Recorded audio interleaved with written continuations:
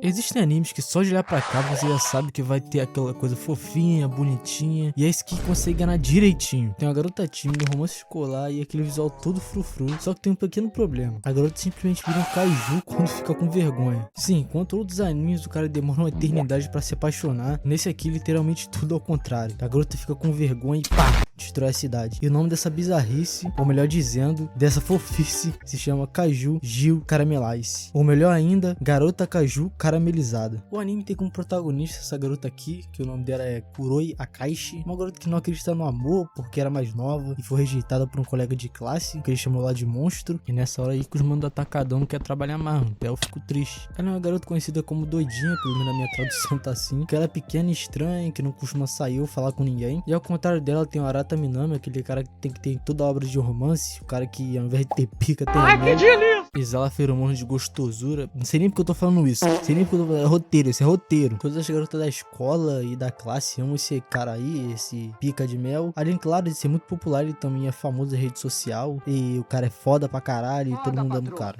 Enfiou no rabo dos dois sem vaselina. Enquanto essas garotas estavam puxando o saco dele até lamber os ovos, ela aparece querendo sentar na cadeira, né, o direito da mina, mas esses demônios aí não queria deixar, porque se de tirar foto desse exalador aí de testosterona, ele nota o desconforto dela, então ele resolve sair pra não causar nenhum problema, mas ela pega a mochila e vaza dali mais rápido possível. Minha dicção não é dos melhores, isso eu posso falar. Eu tenho essa desculpa. Como ela tem algum tipo de doença que, quando os sentimentos dela ficam muito fortes, algumas partes se transformam em, sei lá, um bicho bizarro aí, se transformam em várias partes de bicho, Godzilla, tanto faz. Você já sabe porque eu coloquei na porra da introdução aí, ela começa a se transformar. E quando ela se estressa ou passa por algo desconfortável, ela precisa ver ou ouvir coisas que ela gosta. Um exemplo disso é um rock, a mina roqueira.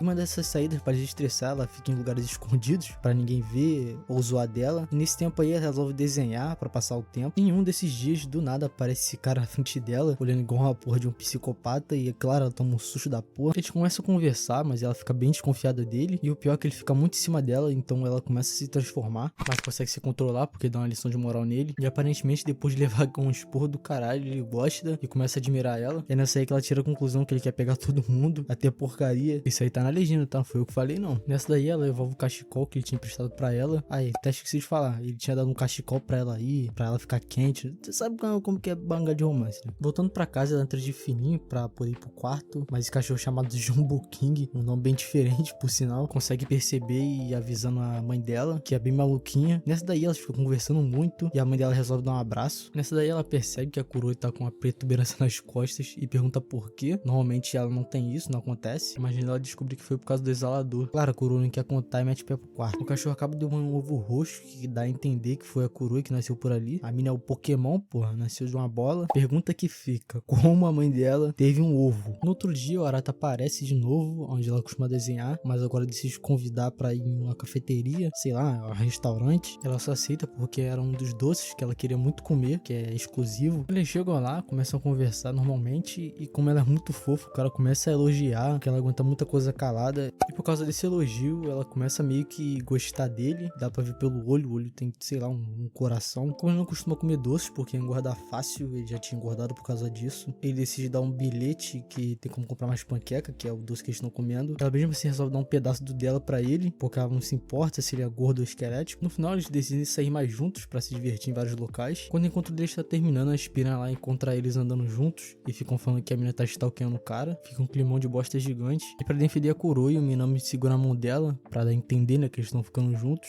E é nessa hora que a garota vira a porra de um caju e fica gigante, absurdamente grande, e começa a destruir a porra toda. No outro dia, depois de descobrir que tá no cio, ela tenta agir o máximo possível, de forma tranquila. Nessa daí, acaba descobrindo pelo bonde da Espiranha que a mãe tinha se machucado quando aconteceu a catástrofe lá que ela se transformou. Só que a preocupação dela é tão grande que ela resolve esperar ele chegar na escola. Só que nada, a dona peituda simplesmente agarra ele. Obviamente, ela pensa que, sei lá, a namorada dele ou alguma coisa assim. E aí que dá a merda, porque a transformação começa a piorar e não passa de jeito nenhum. Chega a noite, ela não consegue dormir de jeito nenhum, enquanto essa lagartixa estranha aí no meio da rua. Ela pensa que é um caju ou alguma coisa assim, então ela vai lá checar. Só que em vez de ser um caju, é aquela doidona que abraçou a Manny. E ao invés de ser uma pessoa normal, é doida pra caramba, viciada em caju e os caramba. Essa garota basicamente queria passar a noite na rua pra ver se consegue encontrar o caju que tinha aparecido anteriormente. Só que aparece um PM e deixa de levar ela pra delegacia, porque não pode ficar dormindo na rua, os caramba. Conversa de Lucas, aí é conversa de outro nível. Só que ela nem imagina que quem é o caju tá bem na frente dela. A coroa acaba falando que o caju não vai aparecer naquele dia ali, então ela meteu pra ir pra casa. E a doida começa a pensar que ela é uma espécie de sacerdotisa ou alguma coisa parecida, capaz de prever quando o caju aparece. Depois de conversar um pouco, a coroa descobre que ela não namora a Manny e é tudo história da cabeça dela. A garota já tá toda possessiva e nem tá namorando com o cara. Imagina se namorar, tá maluco.